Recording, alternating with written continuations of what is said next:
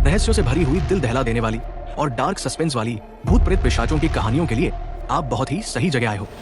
इन कहानियों में दिखाई गई सारी घटनाएं और पात्र काल्पनिक है, जिसका असल जिंदगी से कोई संबंध नहीं। ऐसी ही नई नई भूतिया कहानियों के लिए हमारे साथ जुड़े रहिए। हमेशा की तरह अजय अपने ऑफिस में अपनी अगली तहकीकात की तैयारी कर रहा था। रात के 11 बज रहे थे और उसका कमरा गैजेट्स, किताबों और पैरानॉर्मल एक्टिविटीज से जुड़े नोट से भरा पड़ा था।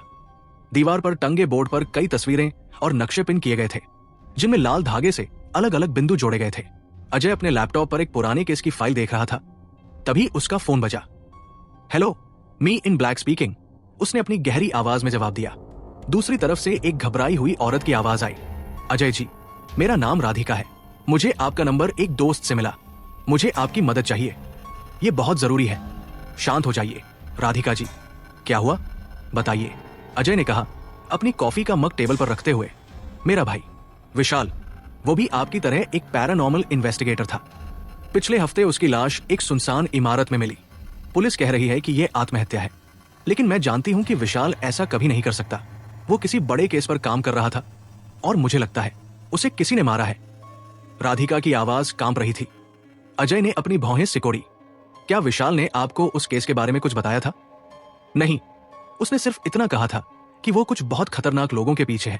उसने कहा था कि अगर उसे कुछ हो जाए तो मुझे आपसे संपर्क करना है। कृपया अजय जी, मेरे भाई को इंसाफ दिलाइए। अजय ने एक गहरी सांस ली। ठीक है राधिका जी, मुझे सारी डिटेल्स भेज दीजिए।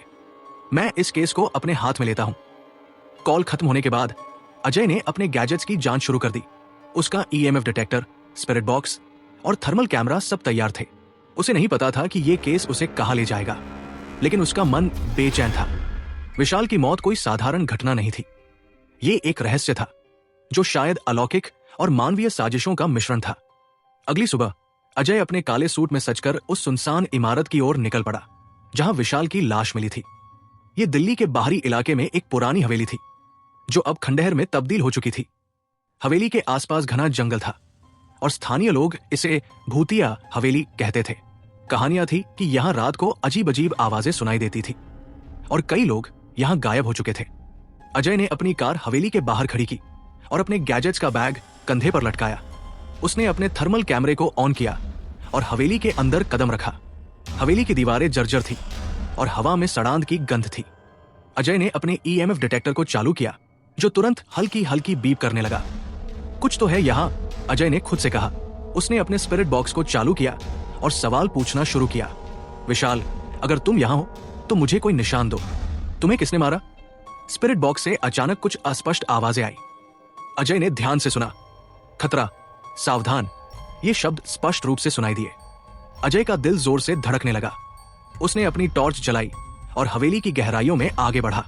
हवेली के तहखाने में उसे कुछ कागजात मिले जो विशाल के थे। उनमें कुछ नक्शे, प्रतीकों की तस्वीरें और एक डायरी थी। डायरी में लिखा था, मैं उनके बहुत करीब पहुंच गया हूं। ये लोग शैतान को पूजते हैं। ये कोई साधारण लोग नहीं है। इनके पास ऐसी शक्तियां हैं जो इंसानों का वजूद मिटा सकती है।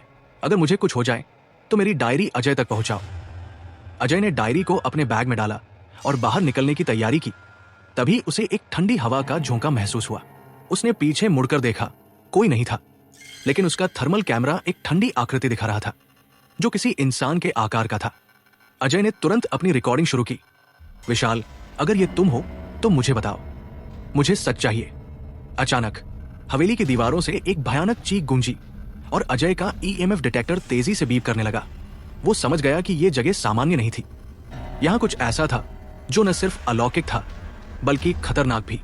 उसी रात जब अजय अपने फ्लैट में विशाल की डायरी पढ़ रहा था, उसका फोन फिर बजा। स्क्रीन पर अननोन नंबर लिखा था। उसने कॉल उठाया। अजय, जिस केस को तुम छू रहे हो उसे छोड़ दो, एक भारी और डरावनी आवाज आई। विशाल ने हमारी चेतावनी को नजरअंदाज किया और तुम देख चुके हो कि उसका क्या हाल हुआ। तुम कौन हो? अजय ने गुस्से में पूछा। हम वो हैं जिन्हें तुम समझ नहीं सकते। अगर तुमने ये केस नहीं छोड़ा तो तुम्हारी लाश भी उसी हवेली में मिलेगी। कॉल कट हो गई। अजय का खून ठंडा पड़ गया। उसने तुरंत अपने फोन की रिकॉर्डिंग चेक की, लेकिन आवाज इतनी अस्पष्ट थी कि कुछ समझ नहीं आया। उसने फैसला किया कि वो इस धमकी से डरेगा नहीं।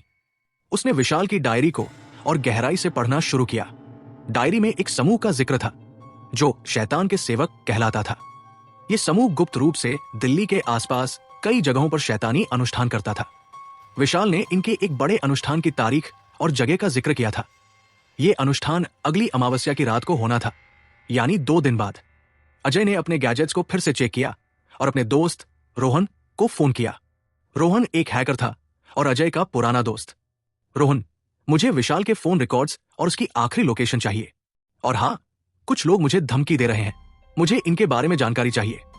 रोहन ने हंसते हुए कहा, अजय, तू फिर किसी भूत के पीछे पड़ गया है? ठीक है, मैं देखता हूं। रोहन की मदद से अजय को पता चला कि विशाल ने अपनी आखिरी कॉल एक अनजान नंबर से की थी, जो एक पुराने गोदाम के पास ट्रेस हुआ था। अजय ने उस गोदाम का पता लिया और अगली रात वहां पहुंच गया।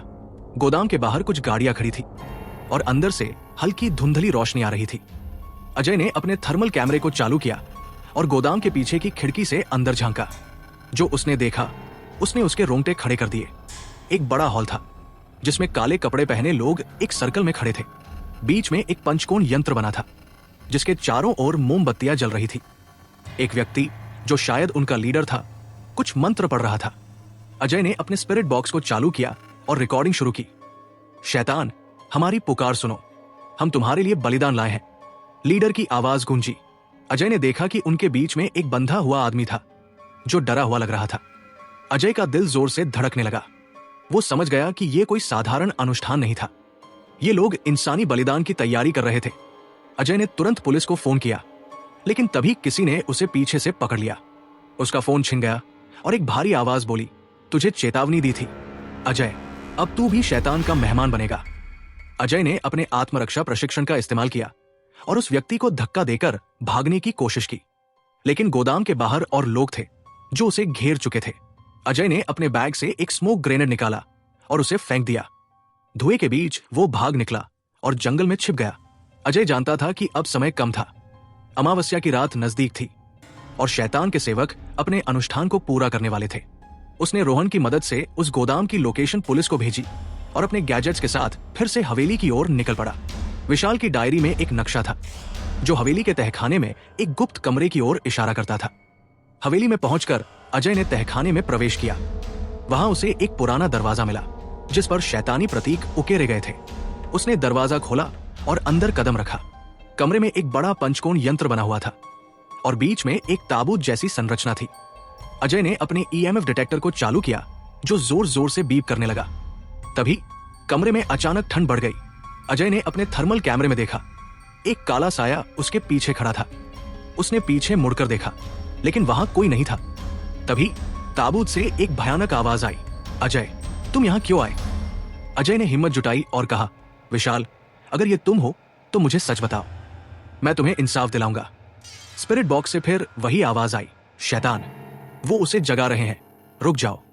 अचानक कमरे की दीवारें हिलने लगी और पंचकोण यंत्र से लाल रोशनी निकलने लगी। अजय ने अपने बैग से एक पुराना तावीज निकाला जो उसे एक तांत्रिक से मिला था। उसने तावीज को पंचकोण यंत्र के बीच में रखा और कुछ मंत्र पढ़े जो उसने एक पुरानी किताब से सीखे थे। तभी हवेली के बाहर सायरन की आवाज सुनाई दी। पुलिस आ चुकी थी। शैतान के सेवकों को पकड़ लिया गया और उनके अनुष्ठान को रोक दिया गया।